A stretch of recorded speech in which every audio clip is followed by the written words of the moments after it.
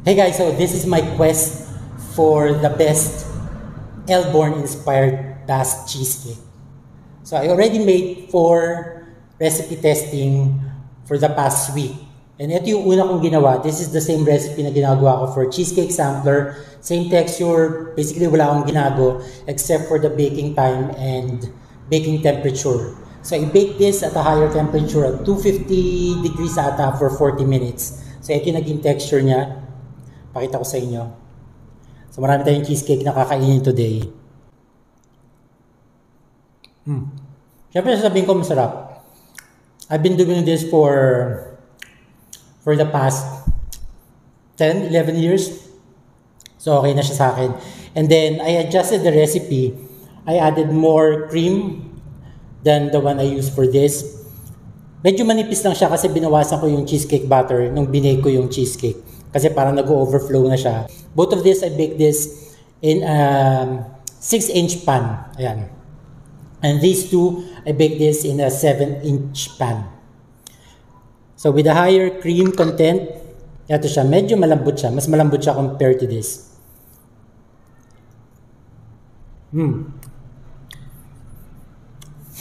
To be honest guys, basta gusto ko to, mas lighter siya. And yun nga, mas malambot. Ito ata may lemon. Both of these may lemon siya. And then these two, wala siyang lemon. So ito yung ginawa ko the night before kami nag-shoot ni Chef Ave. Kasi nga, well, during the video, ito ginawa ko since hindi siya pwedeng ma-bake while Chef Ave is still here kasi i-rest pa siya sa ref overnight. So hindi naman pwede magstay ng matagal si Chef dito. Binay ko na lang siya pagkaalis ni Chef Ave and then last night, tinry ko na siya. So dito muna tayo sa third test recipe na ginawa ko. So ang difference, from here, in-adjust ko siya. Binawasan ko ng konting cream and then dinagdagan ko ng egg. Same temperature, 240 degrees Celsius and 30 minutes as well. So definitely lighter siya compared to the second test. Ayan siya.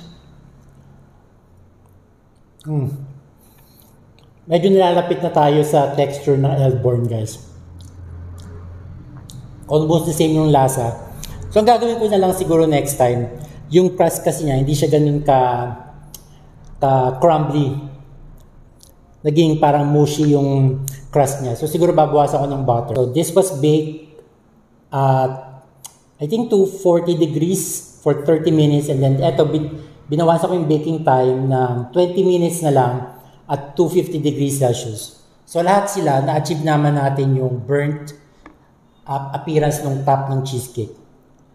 So among these 4, eto yung pinaka-light and closest sa Elborn na consistency ng cheesecake nila. Ayun yun. Guys, I swear, almost identical yung lasa niya sa Elborn. Not because gawa ko siya, pero since I've been doing cheesecake for over a decade now, talagang passionate ako sa paggawa ng cheesecake. And eto talaga, makuha lang natin yung consistency ng Elborn. Hindi na tayo gagastos ng 430 for a slice of cheesecake. So again, siguro, tatitin ko lang ng konting lemon para lang makat yung konting richness ng cheesecake na to. Pero yung sweetness, okay na sa akin. Yung creaminess, actually, perfect na siya. Siguro, kasi meron pa ako natirang cream cheese and cream. Magte-test pa ako ng pang-5 beses. So from here, i-adjust ko pa siya. Siguro baking time na lang para ma-achieve natin yung appearance ng cheesecake ng Elborn. Pero okay na to sa akin. Yung feel niya parang custard. Towards the end ng cheesecake or yung edge niya, nagiging firmer yung texture. So from gooey to firmer yung nagiging texture niya guys. Sarap, promise.